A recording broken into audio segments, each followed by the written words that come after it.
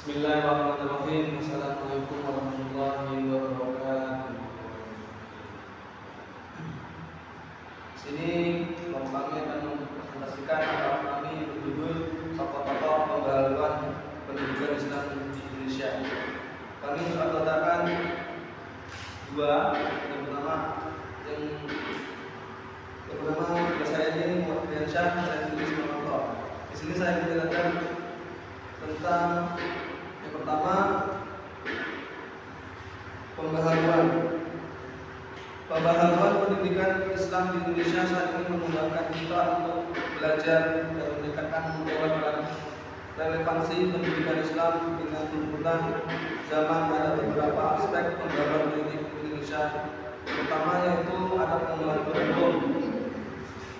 Salah satunya tentang pembaharuan pendidikan adalah pengembangan kurikulum itu yang lebih relevan dan komprehensif.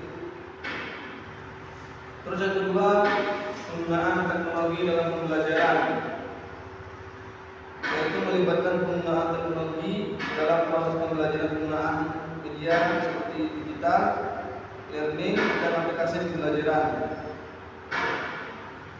Dan yang ketiga, peningkatan kualitas guru. Pembaharuan pendidikan Islam juga memperhatikan peningkatan kualitas guru dan tenaga pendidik. Yang kedua, pendidikan. Pendidikan adalah sebuah sistem pendidikan yang berfokus pada pengajaran agama Islam secara nilai keislaman dalam rangka menempatkan kepribadian yang sesuai dengan ajaran Islam.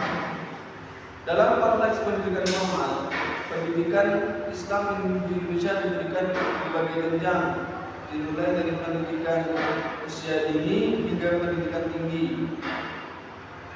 Selain itu, pendidikan Islam di Indonesia juga mencakup pengajaran tentang nilai-nilai moral, etika, dan akhlak yang merupakan bagian integral dari ajaran Islam. Tujuan utama dari pendidikan Islam di Indonesia adalah untuk memberikan manusia yang beriman dan bertakwa kepada Allah Subhanahu wa taala, serta memiliki pengetahuan dan keterampilan yang dibutuhkan untuk berkontribusi secara positif bagi masyarakat dan bangsa. Yang kedua, tokoh-tokoh pembaharuan pendidikan Islam. Yang pertama, Kiai Haji Ahmad Dahlan.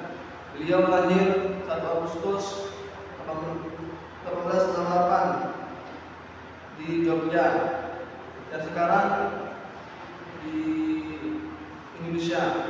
Wafat 23 Februari 1923 di Jakarta. Beliau juga menyelesaikan pendidikan awal di desa. Ahmad Dahlan kemudian melanjutkan pendidikan formalnya di sekolah rakyat Belanda di Biro Kerajaan.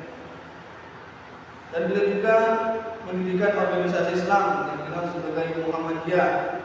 Tujuan utama pendirian Muhammadiyah adalah untuk menyebarkan pemahaman Islam yang murni dan menegakkan nilai-nilai Islam. Yang kedua ada Kiai Haji Hashim Asy'ari.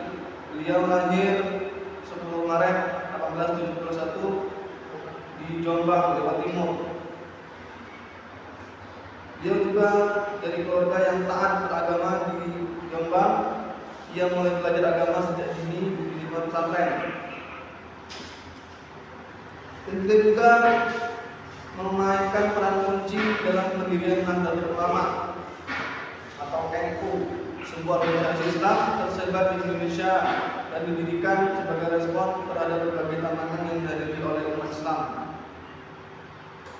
Dan yang ketiga ada Kiai Haji Abdul Wahab Nasrullah. Beliau lahir pada tanggal 31 Maret 1818. Beliau adalah salah satu ulama pendiri Nahdlatul Ulama yang berpandangan modern dan diplomatis sebagai kiai asal pondok pesantren Bahmanul Untus, Tambak Beras, Jombang. Beliau adalah seorang pendidik dalam membangun kurikulum pendidikan Islam. Beliau merupakan penyempurnaan kurikulum agar lebih relevan dengan tuntutan zaman dan memenuhi standar pendidikan yang tinggi. Dilakukan oleh Indonesia.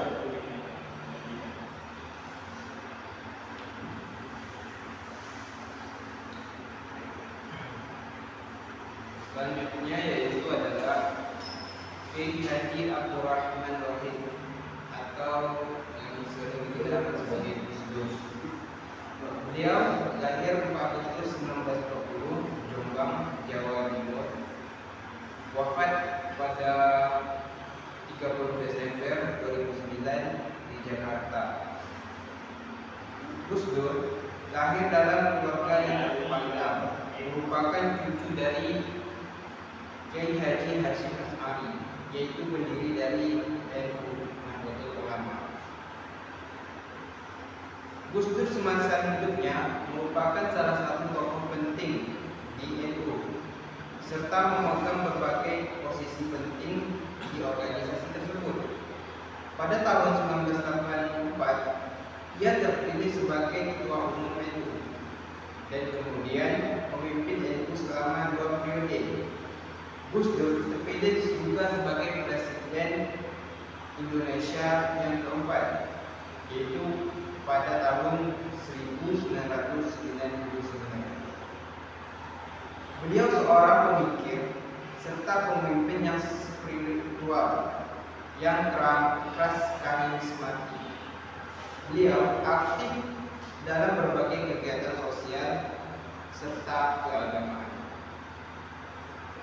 Selanjutnya yaitu tokoh yang berhasil memperbarui pendidikan Islam di Indonesia, Haji Abdul Wahab Malik Karim Amirullah, atau sering populer dengan sebutan Buya Hamka. Lahir pada 17 Februari 1908 di Sungai Batang, yaitu di Maninggal, serta beliau wafat pada 20 Juli 1981 Jakarta. Buya Hamka lahir dalam keluarga yang taat beragama di daerah Minangkabau.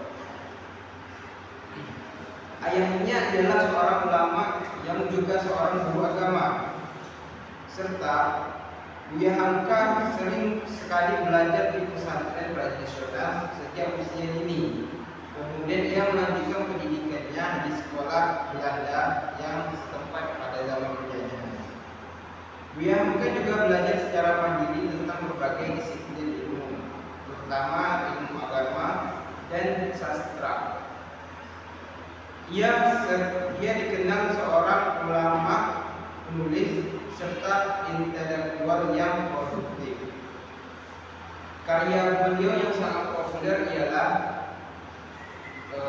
seperti salah satunya tenggelamnya kapal Van der Weyck. Buya Hamka dikenal dengan pemikiran yang moderat, inklusif, serta beliau mengajarkan ajaran Islam dengan toleran dan menghargai keberagaman.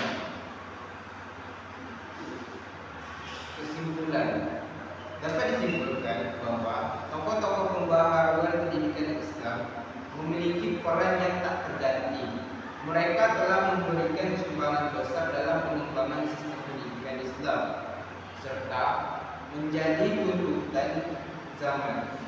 Dengan segala perjuangan mereka, pendidikan Islam tidak hanya menjadi sarana untuk memahami ajaran agama saja, tetapi juga sebagai wahana untuk menghasilkan generasi yang berdaya serta terkontribusi positif bagi masyarakat